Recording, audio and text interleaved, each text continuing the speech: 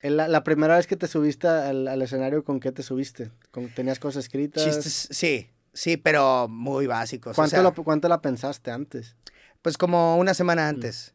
Y estaba, o sea, eran chistes, pues te decía, residuales de que yo crecí viendo la barra de comedia de Canal 2 y que, o sea, no reniego de ella porque pues de ahí venimos, muchos de nosotros, comediantes, pero es como, contaba chistes de que usaba un bastón porque tenía un pitote y el bastón era para controlarlo, Ya. ¿sabes? O sea, para darle no, quieto, quieto.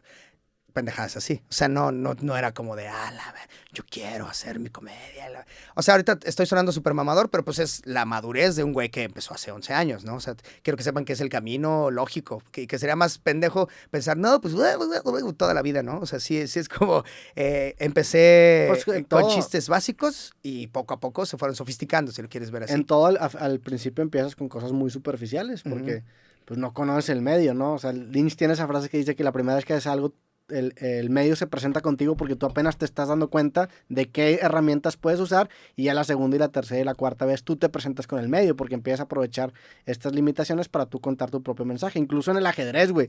La primera vez que juegas ajedrez, pues nada más estás pensando con una movida de anticipación porque no le sabes.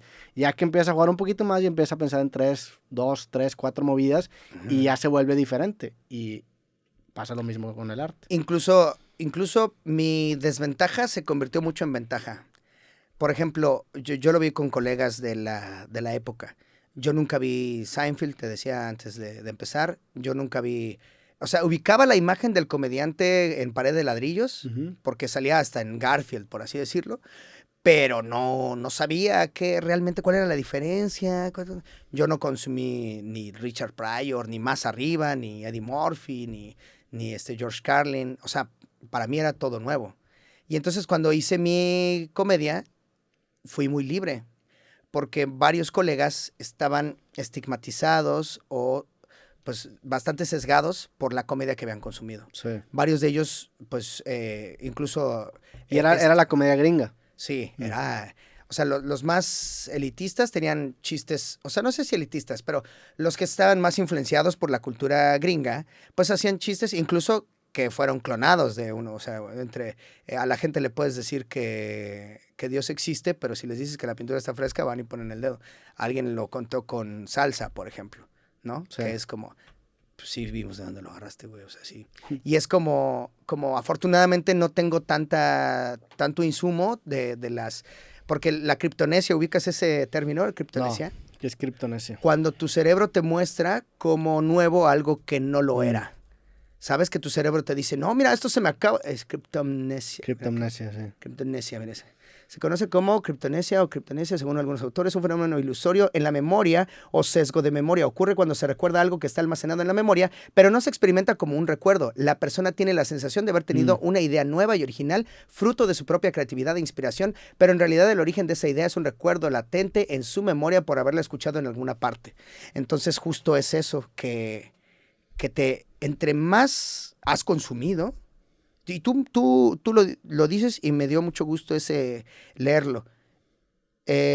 Crear da la misma satisfacción que consumir.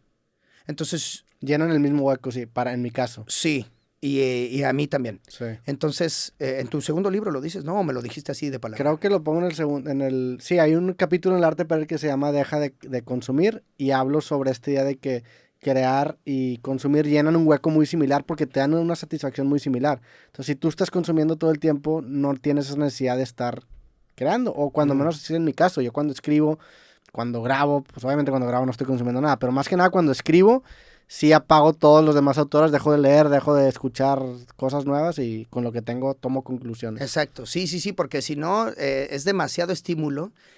No hay manera de no consumir. Eso es un hecho. Sí. O consumo, o sea, con salir a la calle, consumo visuales, consumes lo que sea. Tienes toda la vida para ser consumidor. Pues, ¿por qué no darse un espacio para crear más? O sea, porque yo sí lo pienso, a algunos se le ocurren por primera vez las cosas, güey. O sea, por primera vez a alguien se le ocurren las cosas por primera vez. Entonces, tratar de no consumir, o sea, sí restringo lo que Pero consumo. es muy difícil o sea, yo creo que pues no sé si el 100%, pero la gran mayoría de las ideas Son tienen un inspiradas. elemento de criptomnesia. Sí. Sí. Son Hay inspiradas, adaptaciones. hay unas más deliberadas que otras, Pero pasa, y por ejemplo en la música pasa muchísimo, porque también en la música, al haber tan pocos ingredientes para componer una melodía, una armonía, pues se repiten esos patrones y a veces los escuchas en algún lado y como que los escuchas y tu inconsciente se te queda y luego te estás lavando los dientes y estás cantando algo y empieza a tararear una melodía que a lo mejor escuchaste en, no sé, o en TikTok, como le pasó ahora a Shakira con la canción que sacó con Bizarrap. Sí, que ya tenía alguien. Que hay una algo melodía similar. muy similar, que también pues es una melodía que es bastante común, güey. Sí, que si se la pides a una Y- inteligencia artificial te la da. O Sí. sea, dices, a ver, hazte una canción, porque ya se puede pedir eso, güey. O sea, ya se le No, puedes no, pedir nunca le he pedido una a inteligencia artificial una canción. ChatGPT, creo, le puedes pedir que haga canciones, incluso con el estilo de ciertas personas. Pero la letra. La letra. Pero Ayer le pedí a ChatGPT que me hiciera una canción sobre un salmón que se enamoraba de una botella. y sí la Y hizo. sí la hizo, sí, Y sí. está buena. Está buena. Sí, sí, sí. La neta se mamó. Pues mira, tal vez esta chamba de creativo ya O está sea, pronta. güey, el verso decía de que yo sé que eres de plástico, pero para mí estás hecha de oro. O sea, mamadas, Ay, mamadas. y poesía, Sí, o sea, sí, es sí, sí. salmón romántico. La neta sí está chida la canción, güey. Sí, pues la kriptonesia es una de las peores cosas que pueden pasar. Y sobre todo cuando me dicen, me tienen apodos de la mejor pluma de México y así. Cuando llego con un chiste que puede ser pues muy similar al de alguien más o así, pues sepan que pues yo reconozco que puede ser similar al de cualquiera, pero que muchos, o sea, que siempre que vean mis chistes, se me ocurrieron a mí y tal vez me falta ver que ese tweet nadie más lo haya publicado. Sí. Pero no, o sea, y me termina valiendo madre y lo publico. Es como, pues se nos ocurrió, o sea, pues no me lo robé. Estoy seguro que no, ahí están las cosas. Y estamos en una sociedad en la que, pues obvio, a dos se le pueden ocurrir mínimo el mismo chiste. O sea, estamos en los mismos estímulos. Y en la más, misma sí, más sociedad, cuando tiene que ver con cosas recientes. Ajá, o sea, de Polo Polo, pues es obvio que va a salir el mismo chiste. O de la reina Isabel, o sea, es muy probable llegar a la misma conclusión si te enfocas lo suficiente. Entonces, pues no me afecta eso de... Sí. También es como esta forma de ver las ideas, que hay un libro también de David Lynch que se llama Catching the Big Fish, que el güey te habla sobre cómo las ideas, él las ve como si fueran peces y él se va a pescar, pero si tú, o sea, los peces, todas las personas tenemos acceso a las mismas ideas. Y a veces pasa que tú escuchas o ves un chiste o ves cualquier cosa y dices, no mames, eso a mí se me había ocurrido, o incluso te da una especie de envidia, decir, puta, se me hubiera ocurrido a mí, porque todos tenemos acceso a una cantidad de ideas que están flotando en... Y luego también por eso las ideas se vuelven como que este ente muy místico, hay gente que dice que ellos no son los que realmente están hablando, sino que es alguien que está utilizándolos como... que son cosas para decir lo mismo. Uh-huh. Porque sí, la neta es que las ideas... también en un podcast de Rogan escuché que estaba hablando sobre cómo...